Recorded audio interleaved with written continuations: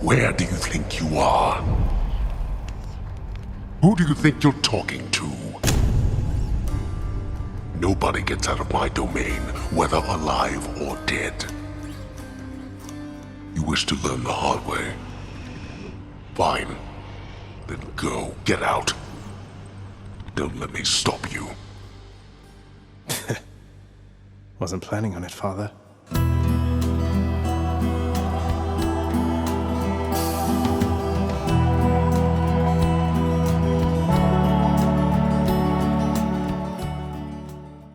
In 2018, Jeff Keighley's Game Awards gave us the first trailer for an early access roguelite with a unique flair. A flair that was instantly recognizable for those familiar with Supergiant games. Now, in 2021, after a very successful early access, Hades has crossed over into its 1.0 launch to more than just critical acclaim. It's the first game in our Masterpieces series because the game was not only a Game of the Year contender in 2020, but is now quite possibly the best roguelite on the market. But to analyze what makes Hades such a masterpiece, let's start at the origin of its genre.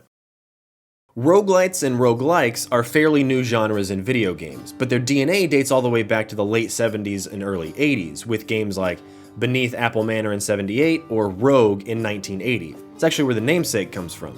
It wasn't until Spelunky in 2008 and The Binding of Isaac in 2011, though, that the genre was catapulted to new heights in praise, spawning a progressive uptick in titles each year as players and devs realized just how addicting the gameplay loop of a roguelike can be. Fast forward back to last year, and we have, amongst several other roguelites, Hades. Hades is considered a roguelite, meaning that there are upgrade currencies and progression that carry over after each run as opposed to disappearing entirely at death. Now, I could make an entire video series micro-analyzing the differences, defining the two, and talking my personal preferences, but in terms of fun factor, these games really should be judged on a case-by-case basis, because it's not the genre's limitations that make them so addicting, it's their experimentation. And in Hades' case, it's that experimentation fused with that classic Supergiant personality that has created the most addicting roguelite on the market. But of course, why is it the most addicting? Well, in typical roguelite fashion, the gameplay is centered entirely around traversing as far as you can before dying, then using the materials you amassed in your run to upgrade as much as you can, and of course jumping back in. But while you do that, Hades begs the player to fawn over its visuals, gameplay tweaking abilities, and surprisingly enough, its story.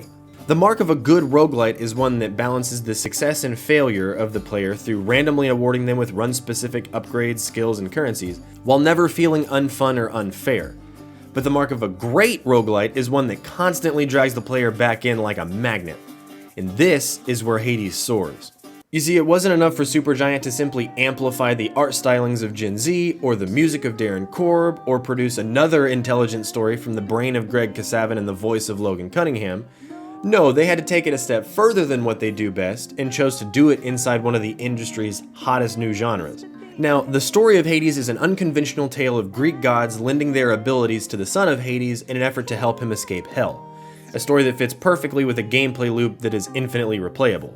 And on this punishing spectacle, you will unlock 6 distinctly different weapons to bring with you through a gorgeous array of levels, and I mean gorgeous. While you do that, you'll interact with a cast of characters sure to excite those in love with Greek mythology, and I think the added bonus here is for those like me who don't really have a foot in the Greek myth fandom, Supergiant does a fantastic job applying enough context and personality to each character to bring even the least interested in for a fun ride. But of course, in typical Supergiant fashion, every single element of combat is fundamentally game-altering and part of the story. You collect boons from the gods that change how you and your weapons perform, you can present gifts to each character in exchange for trinkets that modify your next run, and that's just the tip of the meta progression iceberg.